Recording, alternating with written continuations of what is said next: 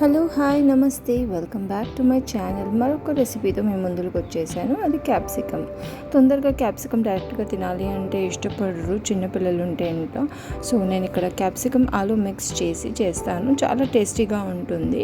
So ముందుగా ఒక ప్యాన్లో ఆయిల్ తీసుకొని ఆనియన్ వేసుకోవాలి. అవి మంచిగా కుక్ అయిన తర్వాత దాంట్లోనే నేను క్యాప్సికమ్ అండ్ ఆలు కూడా వేసేస్తున్నాను.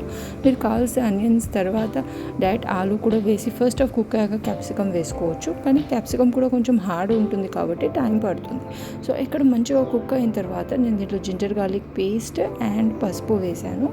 పసుపు వేసి మంచిగా మొత్తం మిక్స్ చేసేసాను.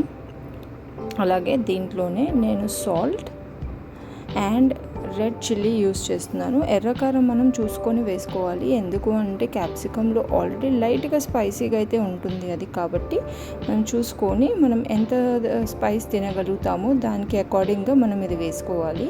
సో ఇవన్నీ వేసేసిన తర్వాత దీన్ని మంచిగా మిక్స్ చేసేసి లైట్గా గరం మసాలా పౌడర్ వేసాను. దీంట్లో ఆ టేస్ట్ రావడానికి గరం మసాలానే మనకి చాలా చాలా ఇంపార్టెంట్. దీంట్లో ఖచ్చితంగా గరం మసాలా పౌడర్ వేసుకుంటేనే మీకు ఈ కర్రీ చాలా టేస్టీగా ఉంటుంది.